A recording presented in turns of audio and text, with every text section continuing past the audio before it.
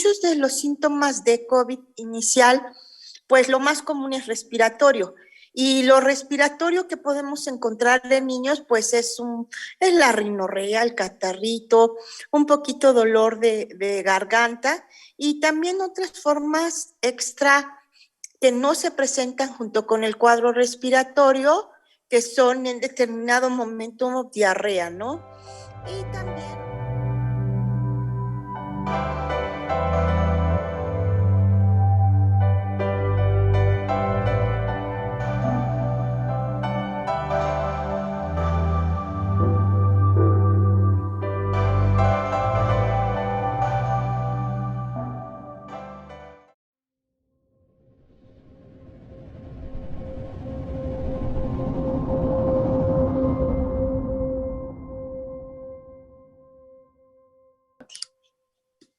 Buenas noches a nuestros amigos de la Jornada de Oriente. Los saluda con gusto Patricia Méndez en otra emisión del programa Las Reporteras. En esta ocasión queremos agradecer a la doctora Yara Soriano Hernández. Ella es dermatóloga pediatra del Instituto Mexicano del Seguro Social.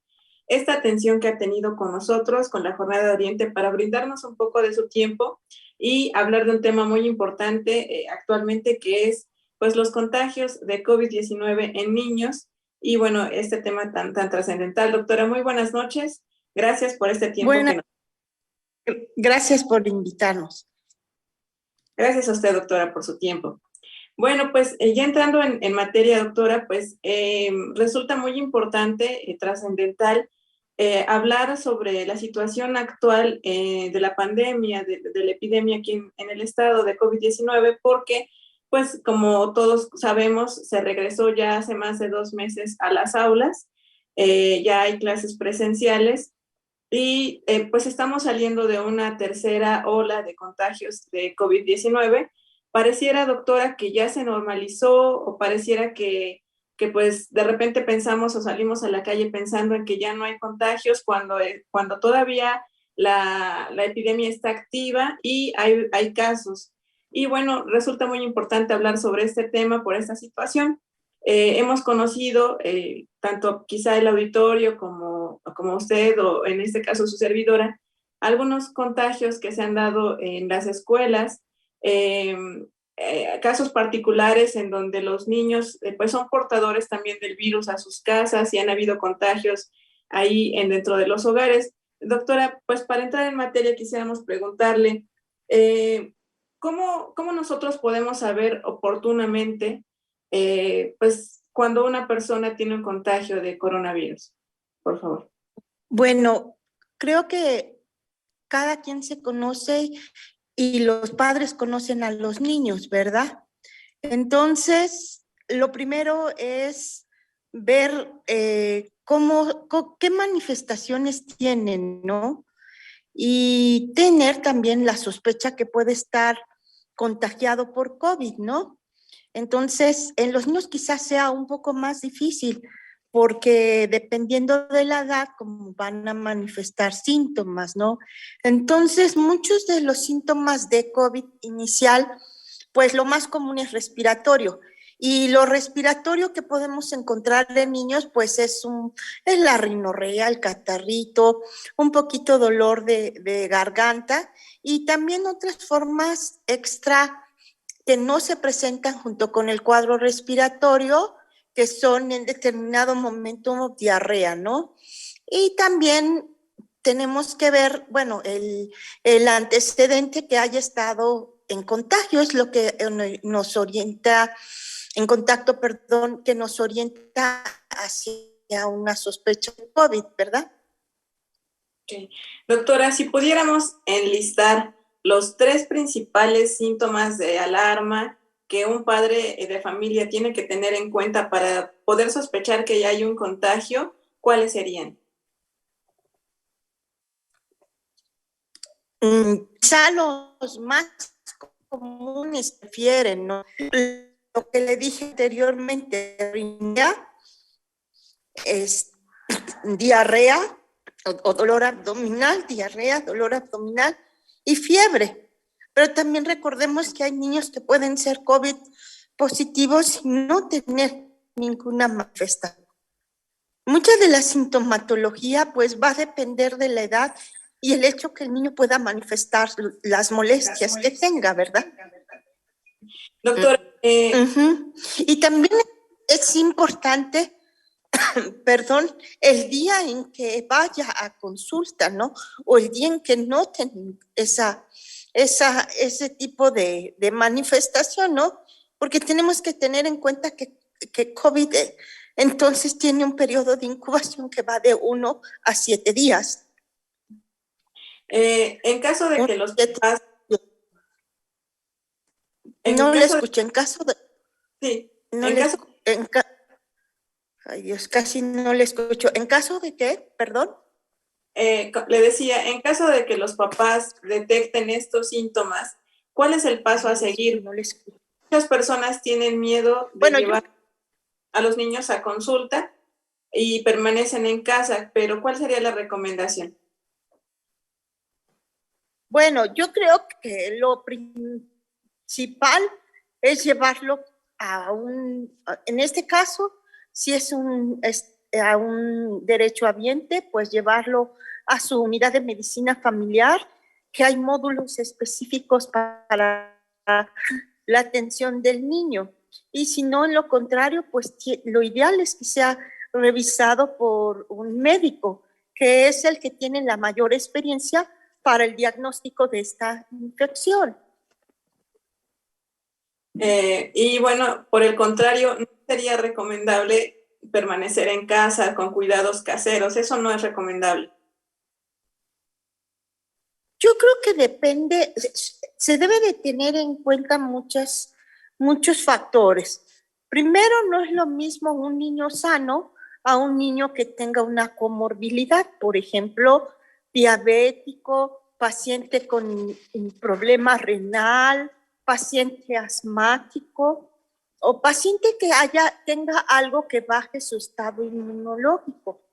Ahora, lo ideal es, y por experiencia propia, lo ideal es que te revisen y que te chequen. Y dependiendo de las comorbilidades que uno tenga, va a ser necesario, pues, ya sea estudios complementarios o una prueba nasal para COVID, ¿no? Pero todo eso lo tiene que evaluar el especialista, ¿no? El doctor, el médico que esté tratando pacientes con COVID. Okay. Doctora, ¿qué tan necesario es darse cuenta oportunamente de que pudiera haber un contagio de COVID? Porque el niño pues convive con los demás miembros de la familia, tanto con los papás, en ocasiones con abuelitos, hermanos. Yo creo que es muy... Sí. Yo creo que es muy importante conocer el periodo de incubación, en qué momento está, que lo que les dije, que no tenga una comorbilidad. Y segundo, pues, como usted dijo, pues es importante si ya está confirmado en COVID y no tiene ninguna comorbilidad, puede ser manejado en su domicilio con las medidas pertinentes y en su defecto es educar a los padres ante cualquier dato de agravamiento que pudiera tener el niño en caso que estuviera en su casa, ¿verdad? Pero lo más importante es la comorbilidad que pueda tener en sí el niño que agrave el cuadro. Ok. Doctora, ahora, una vez que pues se diagnosticó con COVID-19, ¿qué deben hacer los demás miembros de la familia? También deben estar atentos a sus posibles sintomatologías, hacerse exámenes. ¿Qué es el paso? ¿Cuál es el paso a seguir?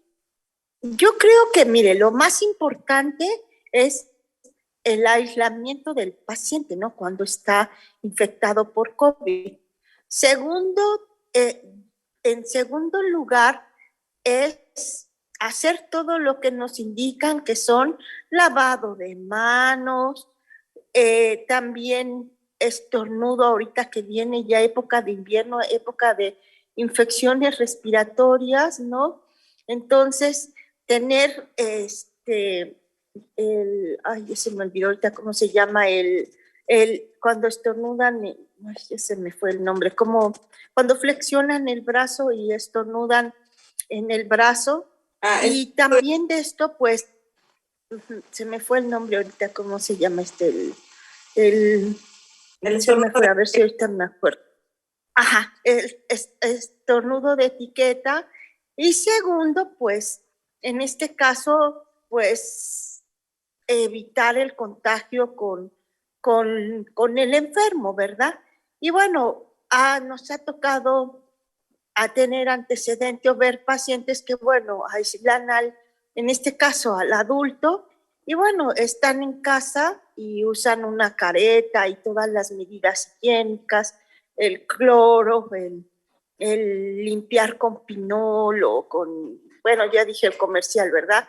Con alguna sustancia que tenga, algún producto que tenga alguna sustancia antiséptica. Pero lo más importante es llevar a cabo, tanto en escuela como en casa, lavado de manos en 5 tiempos, la sanitización con geles o sustancias que hay en el mercado y también el saludo de etiqueta. Okay. No estornuden. Okay. Ahora, de manera preventiva, es decir, los niños que están yendo a la escuela a diario, ¿cuáles son las medidas que deberían tomar en casa para que, pues si en caso de que tuvieran algún contagio o fueran portadores asintomáticos, no los transmitan a su familia? Bueno, pues en este caso, si fuera un portador asintomático, pues es muy difícil saber si está o no contagiado. Y si está contagiado, insistir, ¿no? O sea, nuevamente, lavado de manos, limpieza en casa exhaustiva, cloro, ¿verdad? Y también, en este caso, pues, mejorar esas medidas higiénico-dietéticas y bueno, pues permanecer en casa, ¿no? Okay. Ahora, no, yo creo que no es tan, yo creo que COVID está avanzando o está creciendo parte por la ignorancia y el miedo. Quizá lo que uno le pueda indicar a la gente es, si tú ves que tu hijo o tu compañero o en tu casa tienes sospecha de COVID, llévalo al doctor. Ahí ellos van a evaluar si es necesario hacer una prueba nasal para COVID, pero lo que debemos evitar es la automedicación, porque eso es lo que encubre los cuadros, ¿no? Y segundo, pues ya está protocolizado cómo son los pasos que se deben de seguir ante un paciente con COVID, ¿no? Y evitar el COVID grave, que es el que los lleva a la muerte. Ahora, bien, ¿qué podemos decir? Cuando alguien se infecta por COVID, son primeros 10 días desde cuando comienza la infección, que es el periodo de máxima contagiosidad. ¿Eso qué quiere decir? Que el paciente tiene que estar en aislamiento absoluto. No estar, ni salir a la calle, sino estar aislado de su demás familia. Y después, cuando viene el 10º día, es también del 10º día, la siguiente semana que estamos hablando, la segunda, es cuando es el proceso inflamatorio y es el riesgo que pueda tener un paciente complicaciones de COVID. Por eso lo más importante, evitar la automedicación y el acudir con el especialista, ya sea si tiene seguridad social, pues a la seguridad social que tenga, y tanto la mamá tiene que expresarle al médico los síntomas que tiene y que no minimicemos los padecimientos, ¿verdad? Sí. Muy bien, doctora. Pues alguna recomendación final, doctora, para que pues tengamos el tema muy presente, como decíamos, los niños ya tienen pues más de 2 meses en clase. Yo creo que lo primero es extremar, mejorar creo que está muy bien, mejorar nuestra higiene, lavado de manos, que haya mucha gente, si no son indispensables.